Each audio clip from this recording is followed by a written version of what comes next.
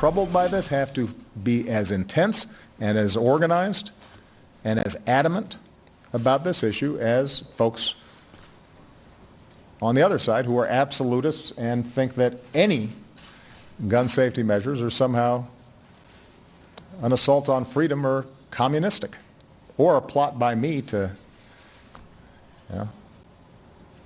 take over and stay in power forever or something.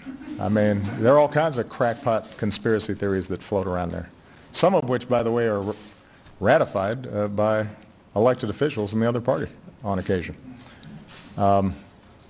So we've got to change the politics of this.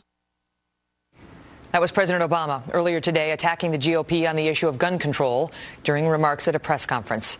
He doubled down on his demand for new laws in the wake of the Oregon shooting, despite the fact that the guns we now know were owned legally and that school was a gun-free zone.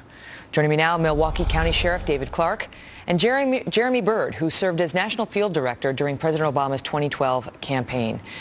Thank you both for being here. Jeremy, let me start with you. Thanks for having us, Megan. What specifically could have been changed? What gun law could have been changed that would have prevented this shooting?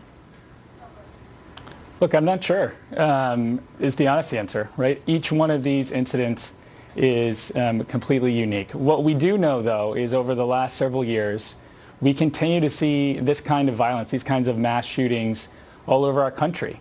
And what the president was saying, both last night and today, is that inaction is just not an option. And we know that states that have these laws in place that make it harder for people with mental illness, that make it harder for folks, that make people get background checks, it reduces gun violence. And so we need to do everything we can to save any lives we can. Let me ask you this, but we've seen cities like Chicago that have some of the strictest gun laws in the country with the worst crime in the country and the most gun deaths. So how do you square that?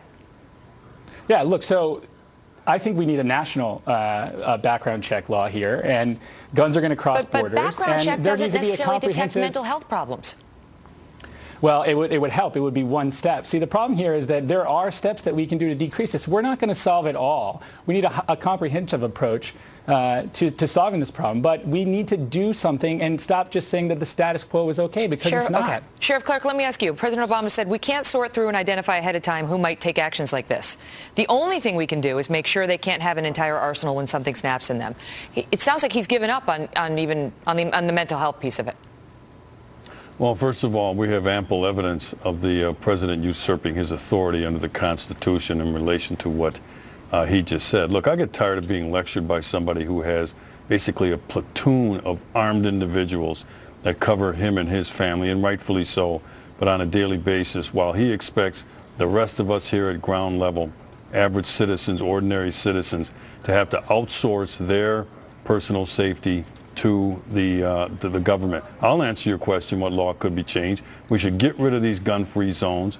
We should allow people, under certain circumstances, concealed carry license holders, to be able to play a role in their own safety. I think it's heartless to expect people in these gun-free zones to be lined up and slaughtered with no way to defend themselves. These gun-free zones have become killing fields. That is the one constant in all of these mass murders, including the military recruiting section, section where Sheriff? The President of the United States doesn't even trust soldiers stateside to go armed. But what do you think is the solution? Because this guy, he had some issues, some mental issues, but it doesn't look like he'd been in and out of treatment programs or hospitals or something that would have popped up on a background check. It has to be really severe for it to come up on the back. So what are your thoughts on how we prevent somebody like this, who isn't really in the system for mental health issues, from getting a gun?